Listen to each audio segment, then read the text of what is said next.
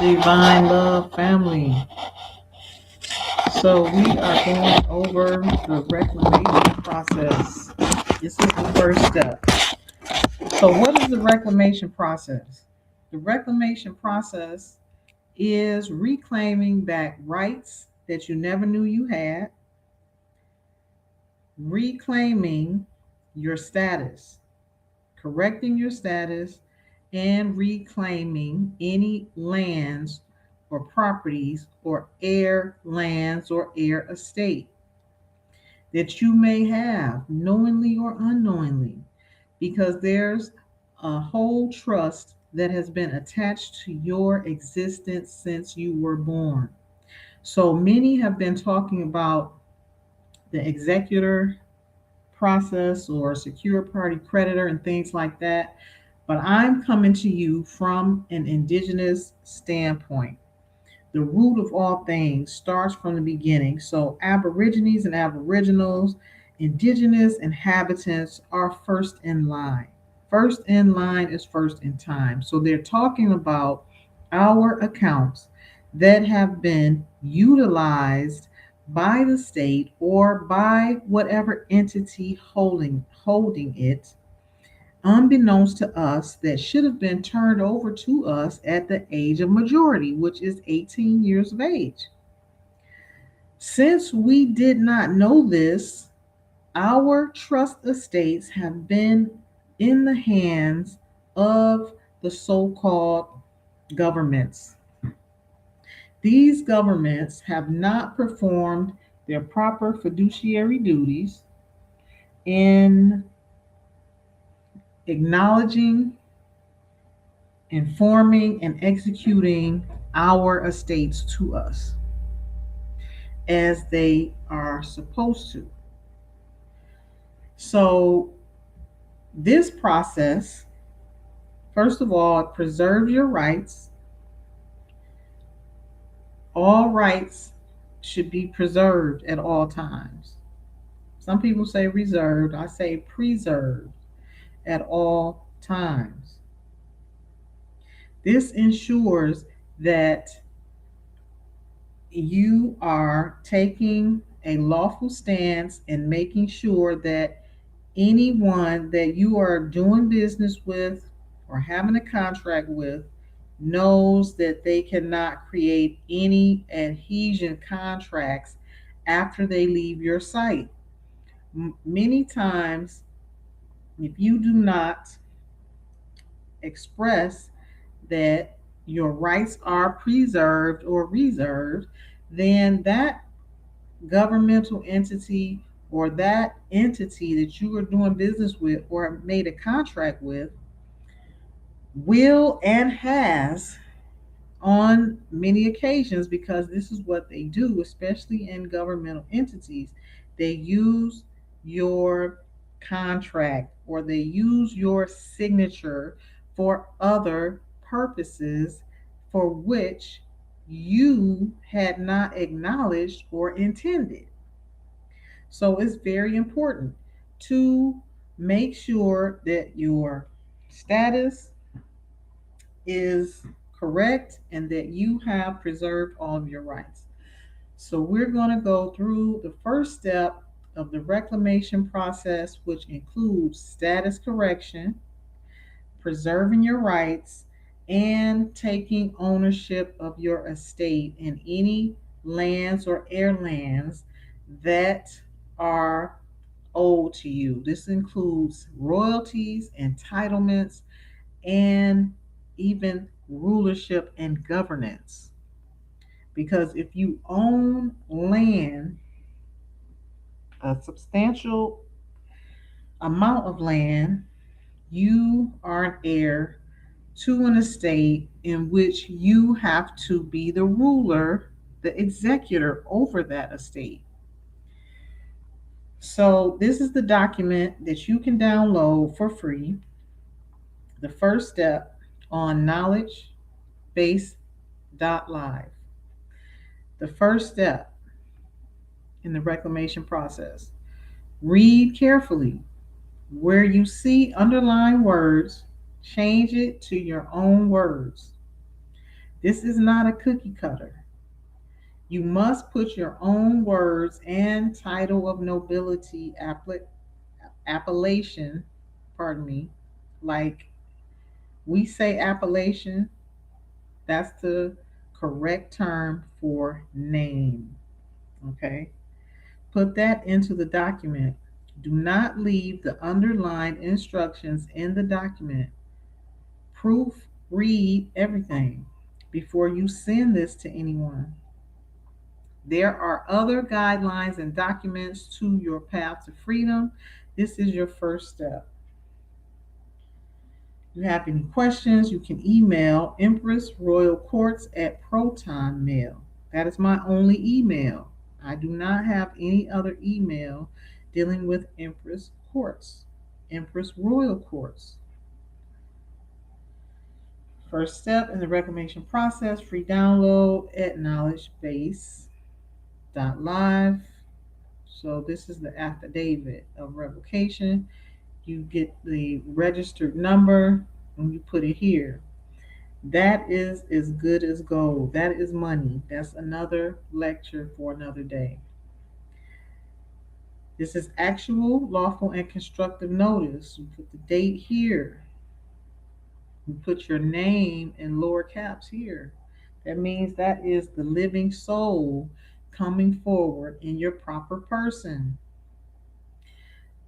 And you're saying to all whom sees this notice, this affidavit, in public record, if you send it by mail or if you put it in a court case, you're saying, I hereby affirm the title of nobility, whatever your indigenous appellation is that you have upgraded to, is the executor for, you put your birth certificate name in that line. That is attached to the Sister K Trust. You are telling the fiduciaries who have been holding on and benefiting from this trust that they shall now refer to you as your tribal name and your title of nobility. From this day forward, refer to me as, you put your appellation there and your tribe. Underneath, the international protections of the Aborigine Moors of America Empire. Imperial Great Seal, Proclamation, Declaration, and Charter, annexed by an Act of Congress. TXU 2-049-663 is our solidifying document filed at the Library of Congress. And that is the number where you can find that Library of Congress document. Okay, next you are saying, I put, oh wait, next you say I, and then you put your name in lowercase there, in my proper person as title, the appellation that you've chosen you put there. Hereby cancel, revoke, remove, and rescind all contracts that have put you in a contract. And you put your birth certificate name in upper caps, capital letters, where this line is.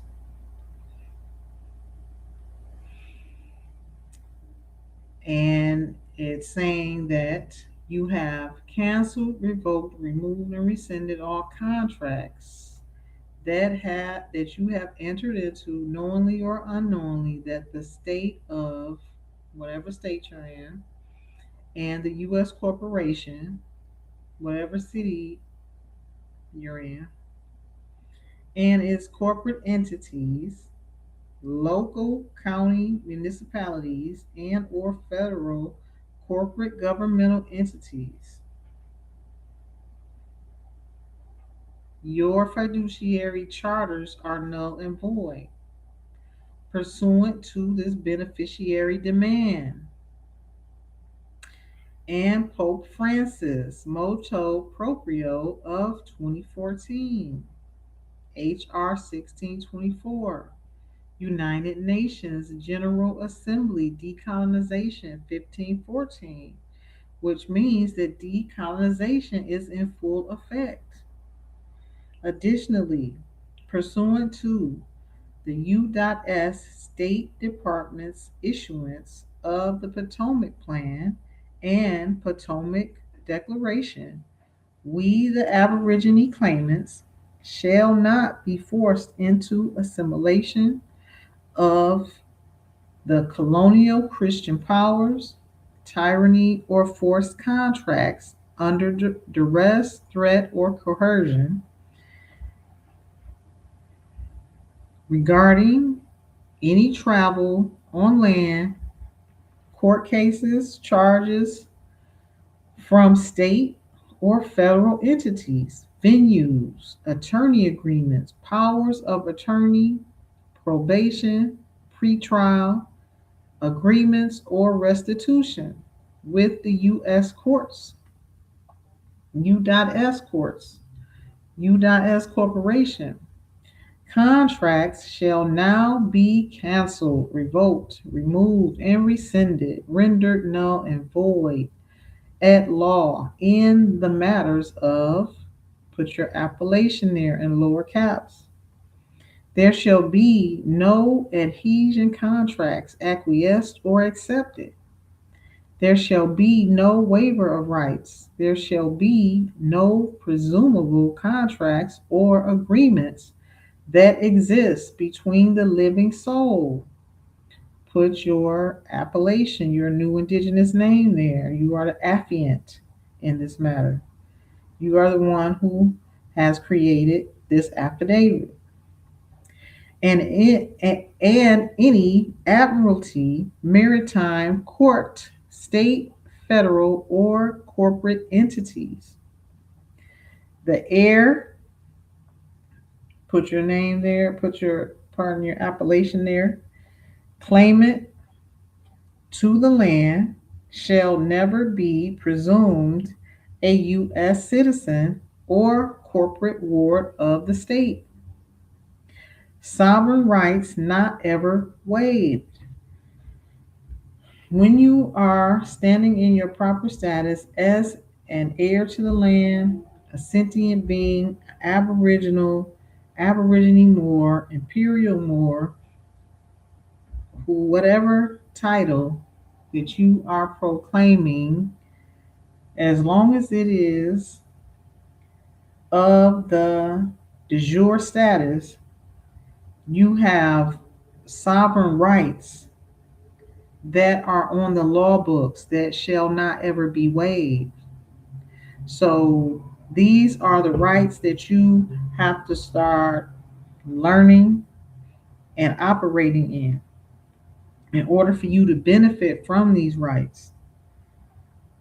So that means when you are coming from a standpoint of an Aborigine inhabitant, an indigenous inhabitant of the land, you need to stay there. It's my advice for you to stay there. Don't flip flop into corporate status, back into de jure, back and forth, back and forth, back and forth.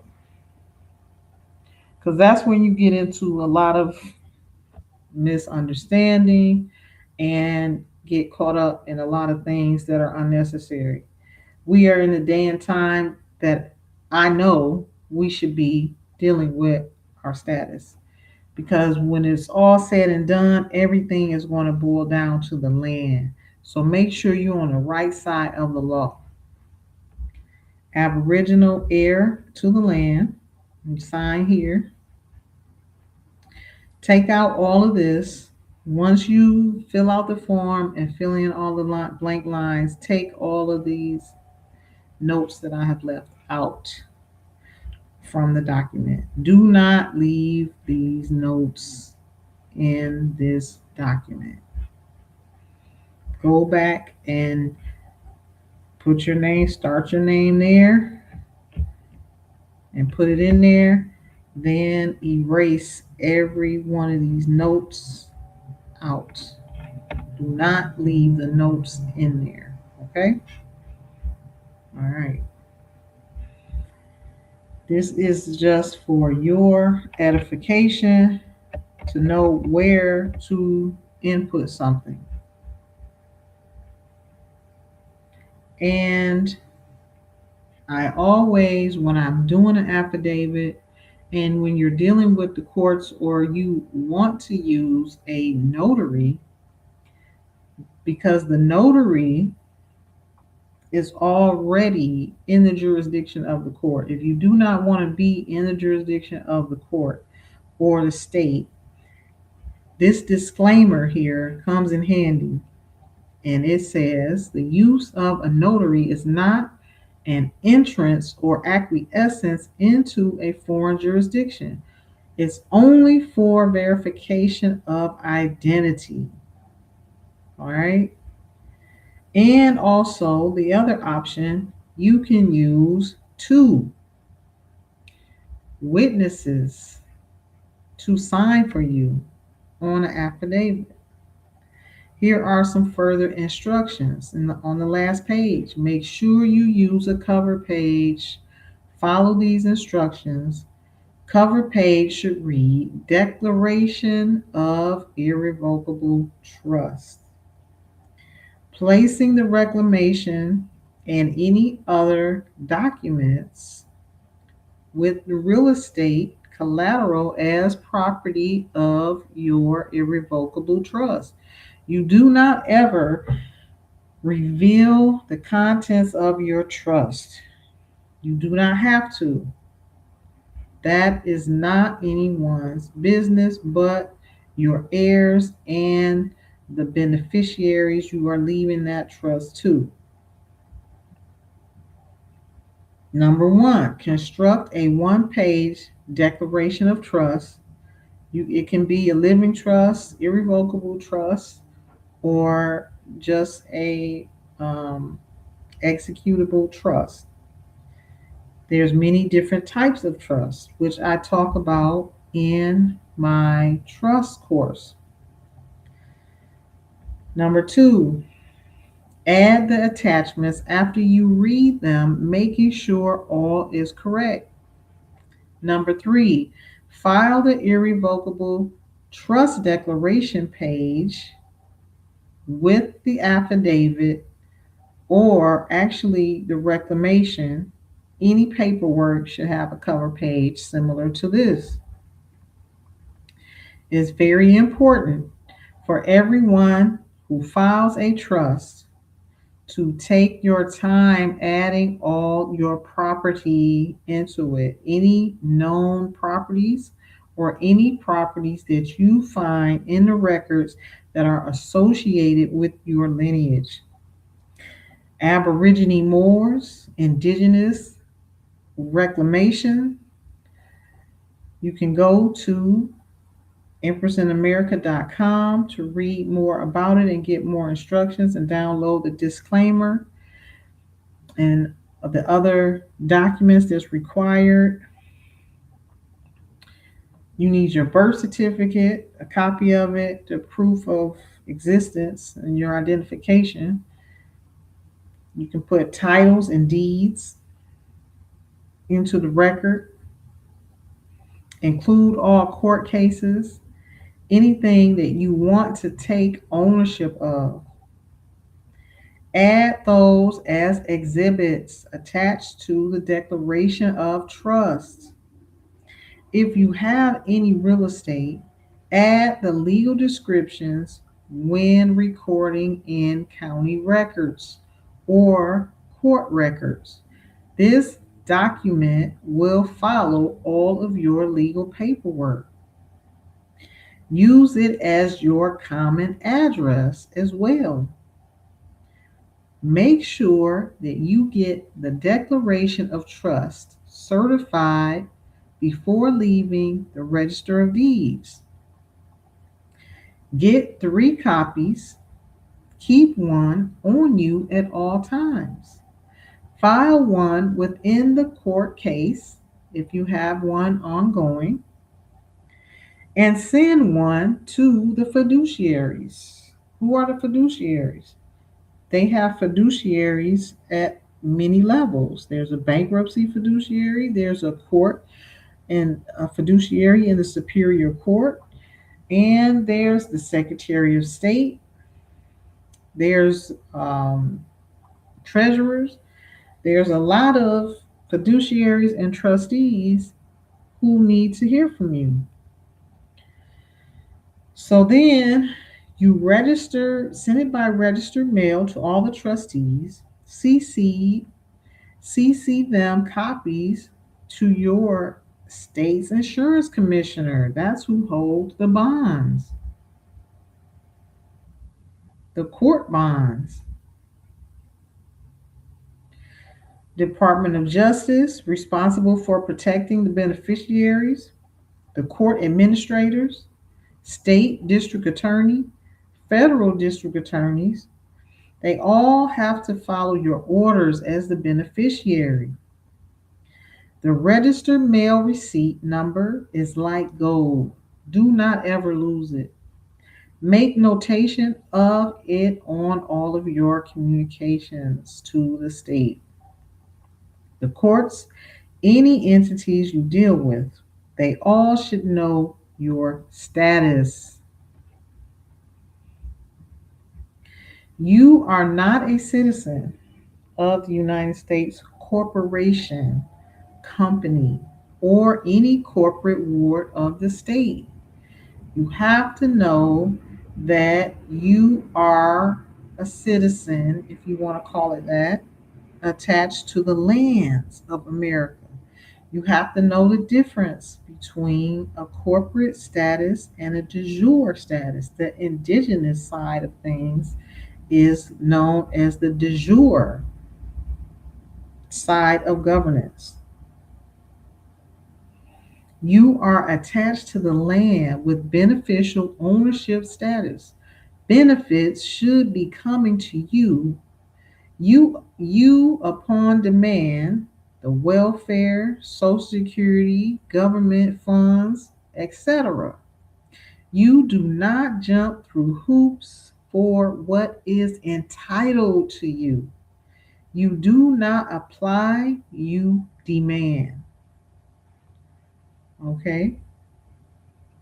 You have to know that you are a beneficiary, a living sentient being, and you are attached to the land, and you have to learn how to execute your estate. Or else somebody else and some department or governance or municipality will be administering your estate for you, unbeknownst to you, and collecting wages and funds and the benefits that should be coming to you. Ashe. So that's how it's been going. That's how it goes. That's why we're doing what we are doing. We're learning how to be the executors over our own estates, especially the Aborigine of America. The indigenous populations of the Americas were born with a trust account. This was set up by the empire around the year of 1913. Before the year of 1913, when the empire went into interregnum. These things were already set up for us in America. We are rich. We were born rich. And this is why everybody in all other countries want to be in America living off of our wealth that we never knew we had. So this is the conclusion of this video presentation of the affidavit of revocation. Visit knowledgebase.live for more events, live events, and knowledge you can use like this Till the next time, peace and divine love. This is Empress Nancy L. Bay, and I'm over and out.